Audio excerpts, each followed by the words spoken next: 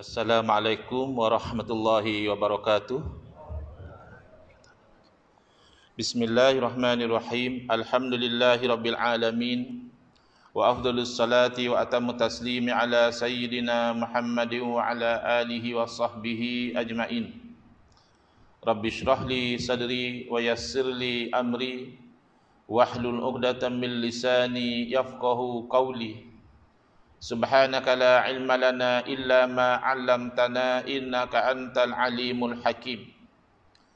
Allahumma akhrijna min zulumatil wahmi wa akrimna binuril fahmi waftah alaina bima'rifatil ilmi wa sahhil akhlaqana bil hilm waj'alna mimman yastami'una al-qawla fayattabi'una ahsanah. Allahumma ati nufusana taqwaha wa zakkiha anta khairu man zakkaha anta waliyuha wa maulaha. Allahumma arinal haqqa haqqan warzuqna ittiba'ah wa arinal batila batilan warzuqna ijtinabah. Allahumma anfa'na bima 'allamtana wa 'allimna ma yanfa'una wa zidna ilman wa huda. Amma ba'd. Qala asy-syekhul muallif al-imam hujjatul islam Abu Hamid Muhammad ibn Muhammad Al-Ghazali At-Tusi rahimahullah ta'ala wa nafa'ana bihi wa bi'ulumihi fi daraini amin. Walihada qala Rasulullah sallallahu alaihi wasallam inna nauman ala ilmin khairun min salatin ala jahlin fa innal 'amila bighairi ilmin yufsidu aksara mimma yuslihu. Alhamdulillah, muslimin muslimat, hadirin hadirat yang saya hormati, moga-moga kita semua dirahmati dan diberkati oleh Allah Subhanahu wa taala, dan moga-moga kita semua dikurniakan oleh Allah Subhanahu wa taala kefahaman yang baik dalam urusan agama sesuai dengan sabda junjungan Nabi kita Nabi Muhammad sallallahu alaihi wasallam, man yuridillahu bihi khairan yufaqihu fid din. Barang siapa yang Allah nakkan dengan dia kebaikan, saya Allah berikan dia kefahaman dalam agama. Allahumma faqihna fid din. Dan moga-moga kita semua dikurniakan oleh Allah Subhanahu wa taala akhlak yang mulia sesuai dengan sabda Nabi sallallahu alaihi wasallam, innama bu'istu liutammima makarimal akhlak. Hanya saja saya dibangkitkan demi untuk menyempurnakan kemuliaan akhlak. Alhamdulillah, pagi ini insya-Allah kita menyambung pengajian kuliah subuh bulanan hari Sabtu yang ketiga anjuran Masjid Al-Khairiyah Keramat EU3 menggunakan kitab Minhajul Abidin, Jalan Para Abid, ataupun tata cara ahli-ahli ibadah, sampai kita yang terjemahan bahasa Melayu ke muka surat 31. Dan kerana inilah Rasulullah SAW telah bersabda dalam menyifatkan kepentingan ilmu. Mungkin kita undur sedikit ke muka surat 30, bawah sekali. Kemudian di samping itu semua, di samping kita itu belajar ilmu, maka ketahuilah bahawa segala amalan zahir itu ada hubungan dengan amalan-amalan batin. Berarti kita bukan sahaja menuntut ilmu tentang amalan zahir, tentang sembahyang, puasa, haji, zakat dan sebagainya. Kita juga wajib menuntut ilmu yang berkaitan dengan batin, iaitu amalan-amalan hati, untuk kita bersihkan daripada dosa-dosa hati seperti takabbur, seperti riya, ujub dan sebagainya, dan menghiasi dengan amalan-amalan yang baik, amalan hati seperti ikhlas, tawakal, sabar, syukur dan sebagainya. Jadi Al-Imam Ghazali rahimahullah taala nak menekankan bahawa jangan diabaikan ilmu yang berkaitan tentang batin. Bagus kita belajar ilmu berkaitan tentang zahir, dikenali sebagai ilmu fiqh. Penting supaya kita tahu macam mana cara kita menjalankan kehidupan kita ni secara patuh syariah, secara mengikut hukum hakam Allah Ta'ala. Tetapi silap kalau kita hanya fokus di situ dan mengabaikan amalan batin. Maka sesiapa yang tidak mengetahui amalan-amalan batin ini dari segi keberkesanannya terhadap ibadah zahir, serta juga dia tidak mengetahui bagaimana cara memeliharakan dirinya daripada keburukan amalan batin. Mungkin zahirnya dia solat, mungkin zahirnya dia bersedekah, mungkin zahirnya dia menyampaikan ilmu, tetapi segala amalan yang zahirnya amal soleh ini di sisi Allah tidak ada nilai. apabila dicacatkan dengan dosa-dosa batin. Maka akibatnya sedikit sekali amalan zahirnya terselamat. Jadi penatlah. Misalnya diriwayatkan daripada Nabi SAW, baginda bersabda, kam min shaimin laisa lahu min siyamihi illa zama. Betapa ramai orang yang berpuasa yang tidak dapat dia daripada puasa dia kecuali dahaga saja, tak dapat pahala. Padahal ada jenis puasa yang lebih istimewa, bukan sahaja dapat pahala. Bahkan Nabi SAW memberitahu, man shoma ramadhana imanan wahtisaban ghufira lahu ma taqaddama min zambihi. Barang siapa yang berpuasa bulan Ramadan didorong oleh keimanan, bukan oleh sebab lain. Na'udzubillah, ada orang berpuasa tapi dorongannya bukan kerana iman, tapi kerana ingin diet misalnya, kerana ingin menjaga kesihatan. Apa bukti tidak didorong oleh iman? Kerana dia puasa tapi tak solat. Kalau memang puasa dia didorong oleh keimanan, tak mungkinlah dia meninggalkan ibadah solat. Ada orang macam itu. Solat dia tak mau. Ya? Niat. Ya. Jadi apa niat dia berpuasa kan? Kalau kita tengok lafaz niatnya, mesti ada di hujung tu kerana Allah Ta'ala. Bukan kerana diet, bukan kerana sebagainya. Wahtisaban, hal keadaan dia itu mengharap-harapkan dapat pahala dan dapat ridha daripada Allah Ta'ala. Natijahnya ghufira lahu ma taqaddama min zambihi. Bukan saja dapat pahala puasa, bahkan diampunkan apa yang telah lalu daripada dosanya. Habis dosa-dosa yang lalu dihapuskan oleh Allah Ta'ala dengan sebab dia melakukan puasa tadi dengan puasa yang diterima oleh Allah Ta'ala. Yang tadi itu hanya puasa zahir saja. Tidak makan, tidak minum, tidak bersama dengan isteri, tidak bersama dengan suami. Dah. Tapi mengumpat selalu. Menipu tak ada masalah. Ya? Menyebarkan fitnah dengan jari saja, share benda-benda yang tak betul dalam social media, itu juga dilakukan. Jadi hanya dapat dahaga saja, dapat lapar saja. Jadi sikit dah amalan zahir yang diterima, kerana dirosakkan dengan kerosakan-kerosakan sama ada zahir dan batin. Dengan itu terluputlah pahala taat zahir dan batin, dua-dua tak dapat. Tiada yang tertinggal dalam genggamannya melainkan kecelakaan dan kepenatan. Penat saja. Ya. Dia zahir buat taat. Yang zahir dia enjoy, ya. Dia berhibur, dia berseronok, itu dia dah tahu awal-awal dah tak ada pahala. Bahkan mungkin dia insaf juga dalam hati dia, aku ni duk buat dosa bulan-bulan puasa ni. Dia tahu. Tapi yang ini zahirnya macam dia buat taat. Dia bahkan solat tarawih lagi, solat witir lagi. Tapi hanya dapat kecelakaan dan kepenatan. Dan ini merupakan kerugian yang nyata. Dan kerana inilah Rasulullah SAW telah bersabda, kerana bimbang amalan-amalan yang kita lakukan itu rosak, tak dapat pahala, Nabi SAW telah bersabda dan menyifatkan kepentingan ilmu, inna nauman ala ilmin khairun min salatin ala jahlin.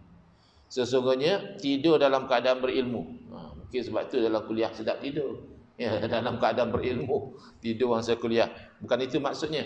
Orang tu alim, dia tidur itu lebih baik daripada solat orang jahil. Ya, bukan makna kita itu tak payah solat, tidur je lah, tidur lebih baik, bukan. Sebab orang alim bila dia tidur, dia tahu apa niat dia tidur, apa doa yang dia baca sebelum tidur, apa zikir yang dia baca bangun dari tidur. Berbanding dengan orang yang jahil, zahirnya dia solat, tetapi dia membuat perkara-perkara yang membatalkan solat dia. Sama ada yang batal secara zahir memang tidak sah, atau zahirnya sah tapi batal secara batin, tak dapat pahala apa-apa daripada Allah Ta'ala.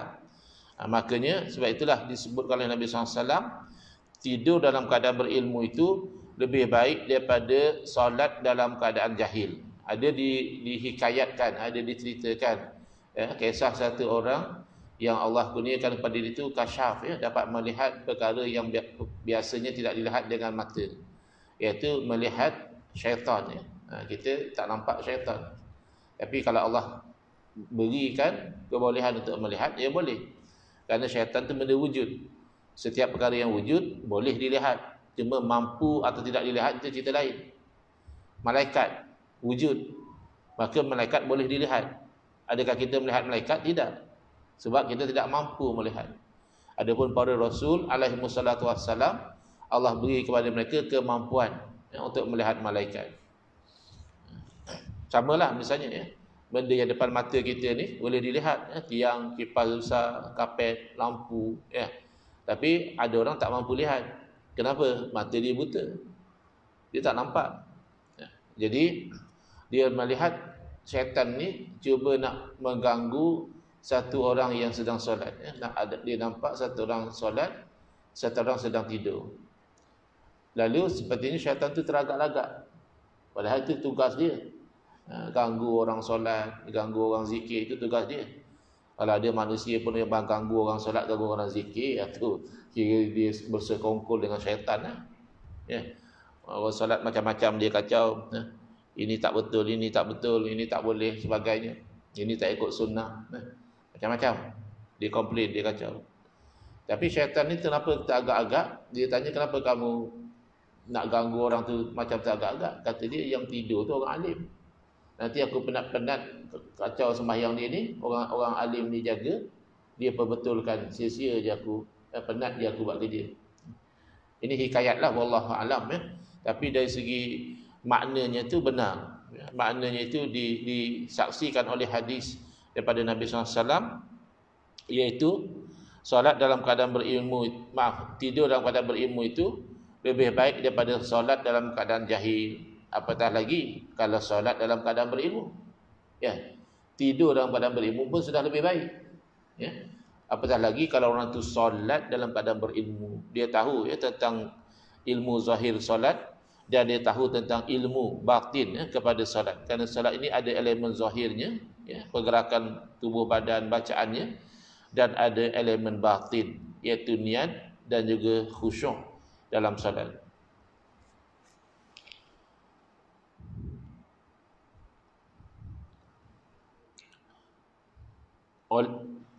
Maka sesungguhnya orang yang beramal tanpa ilmu kemungkinan melakukan perkara-perkara yang merosakkan amalannya lebih banyak daripada perkara yang boleh memperbaikinya. Contoh ya, kita tahu apa hukumnya mencium Hajarul Aswad, sunat ya, kalau kita buat dapat pahala, dan juga sunnah, yakni ini satu perkara yang diamalkan oleh Rasulullah sallallahu alaihi wasallam. Baginda sendiri mencium Hajarul Aswad. Jadi kita itu ikut sunnah Nabi sallallahu alaihi wasallam. Tetapi menyakiti orang Islam itu haram. Menyiku orang Islam itu haram. Ya.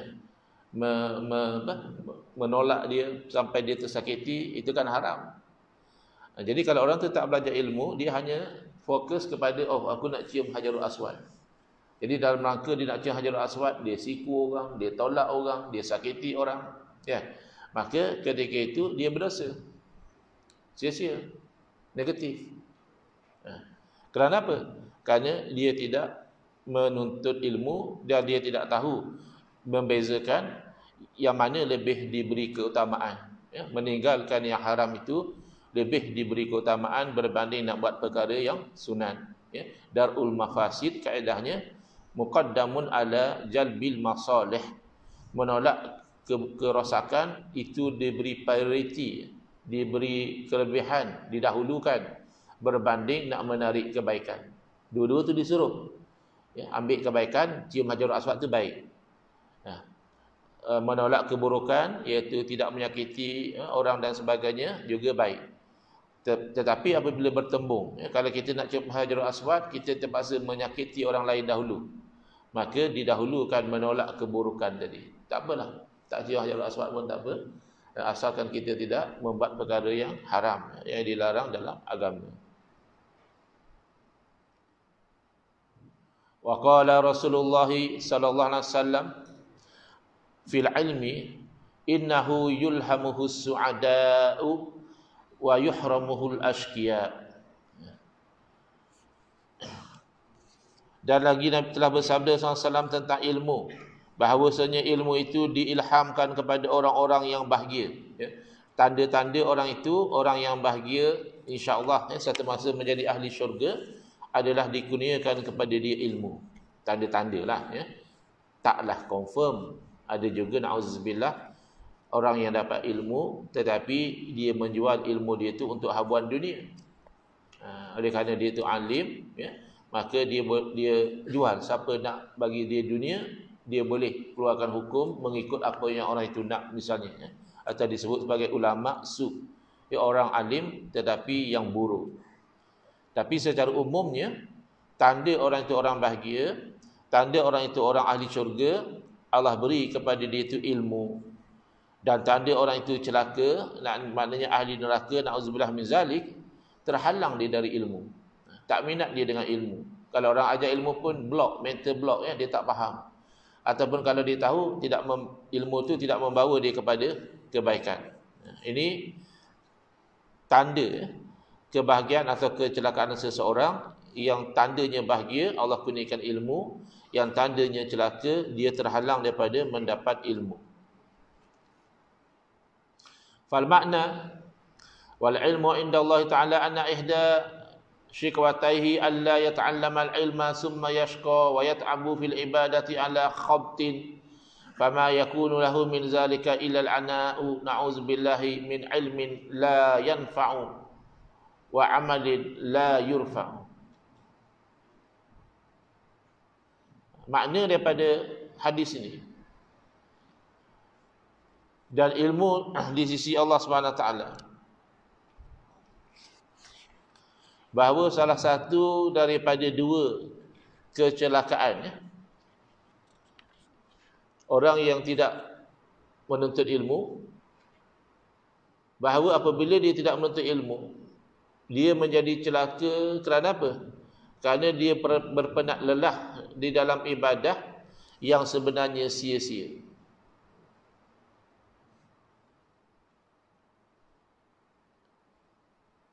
Dia akan merasa sengsara dan penat pada mengerjakan ibadah dalam keadaan terumbang-ambing, tanpa hala tuju dan juga panduan ilmu. Tiru-tiru je lah. Tengok orang buat macam mana, tiru. Tapi tak faham. Nampak hamba Allah tu takbir banyak kali, dia pun takbir banyak kali. Padahal hamba Allah tu was-was. Takbir sekali je, ya. Bukan takbir raya, sunat banyak kali.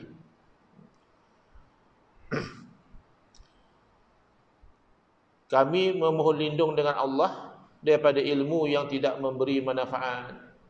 Allahumma inna na'udzubika min ilmin la yanfa'. Ya Allah, kami memohon lindung denganmu daripada ilmu yang tidak membawa manfaat. Kerana ilmu bila tak bawa manfaat, itu akan menjadi pendakwa raya terhadap kita di hari akhirat. Tapi kalau ilmu itu diamalkan, membawa manfaat, dia akan jadi pembela di hari akhirat.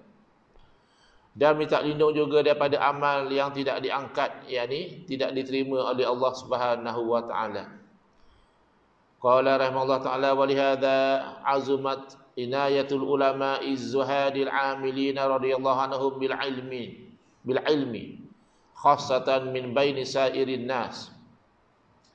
Kerana inilah, kerana pentingnya ilmu ini yang menentukan bahagia celaka seseorang, maka besar sekali tumpuan ambil berat para ulama yang zuhud, yang tidak cinta kepada dunia, yang amilin, yang beramal dengan ilmu dia. Moga-moga Allah redha kepada mereka dengan ilmu. Secara khusus, ulama lah yang mengambil berat tentang ilmu berbanding dengan manusia lain. Kadang-kadang ada orang komplain, ya, bila kita sampaikan, ustaz ni tak ada tajuk lain ke? Balik-balik tajuk ni. Yalah, mungkin kamu dah dengar, tapi orang lain belum dengar. Mungkin orang lain dah dengar, tapi dengar lagi sekali lebih faham. Wa hakadha fa inna madara amril ubudiyati wa malakil ibadati wal khidmati lillahi rabbil alamin 'alal ilmi. Kerana sesungguhnya paksi kepada urusan ibadah ni dan tunjangnya tunjang kepada ibadah ni dan tunjang bagaimana kita berkhidmat kepada Allah Ta'ala, itu sebenarnya terbina atas ilmu. Jadi kalau tak ada asas dia, tak ada tempat perpusingan dia tu, terumbang-ambing lah. Bumi kita ni kan berpusing. Kalau tak dipegang dengan paksi dia, tak melayang ke mana. Jadi begitu juga. Ibadah kita ni, kita lakukan berpusing. Maksudnya sekejap kita solat, ada masa kita zikir, ada masa kita puasa, ada masa kita buat umrah. Ya. Tapi kalau tak ada paksi dia, iaitu ilmu, terbang ke mana-mana lah ibadah kita, sia-sia. Fahakadha yakunu nazaru ulil absar wa ahli ta'yid wa taufiq. Inilah sebenarnya yang diperhatikan oleh orang yang punyai akal fikiran dan orang yang mendapat sokongan dan taufik daripada Allah Subhanahu wa taala. Okey, selesai. Imam Ghazali menerangkan kepentingan ilmu akidah, kepentingan ilmu fiqh, kepentingan ilmu tasawuf.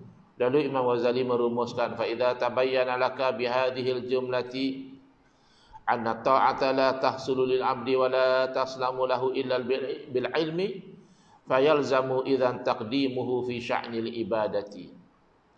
Maka apabila telah jelas kepada kamu dengan apa yang telah diterangkan tadi, bahawa ketaatan itu sebenarnya tidak akan terhasil bagi seseorang hamba dan tidak akan jadi sempurna selamat ibadahnya itu kecuali dengan ilmu, maka mestilah didahulukan ilmu dalam bab ibadah. Terbalik ya, yang dilakukan oleh sebahagian orang bila dia ada tergerak hati nak berubah. Zaman sekarang kita panggil istilahnya apa? Hijrah ya. Nak berhijrah daripada zaman so-called zaman jahiliyah dia, nak pergi kepada zaman yang dia mengamalkan Islam, tetapi dia terus pergi kepada beramal. Dia tidak pergi pada menuntut ilmu dahulu. Itu yang akhirnya jadi merapu. Asalnya dah bagus nak berhijrah, nak berubah tu, tapi setelah berubah dan berhijrah tu, rupanya jadi mengarut. Kenapa? Kerana dia tidak mula dengan apa yang dia sepatutnya mulakan dahulu, iaitu dengan cara menuntut ilmu. Al-khaslatu saniyatu allati tujibu taqdimal ilmi. Jadi dah selesai tadi. Ciri yang pertama kenapa kita perlu dahulukan ilmu, iaitu kerana ibadah tu tidak akan jadi selamat kecuali dengan ilmu. Yang kedua insya-Allah kita akan terangkan dalam kuliah akan datang. Hadza wabillahi taufiq wal hidayah. Wassalamualaikum warahmatullahi wabarakatuh. Bismillahirrahmanirrahim. Alhamdulillahirabbil alamin. Wassalatu wassalamu ala asyrafil anbiya'i wal mursalin wa ala alihi wa sahbihi ajma'in. Allahumma shrah sudurana wa ahsin akhlaqana wa azim ujurana wa nawwir qulubana bi nuri hidayatika kama nataradu bi nuri syamsika abadan abada bi rahmatika ya arhamar rahimin. Walhamdulillahirabbil alamin. Amin ya rabbal alamin.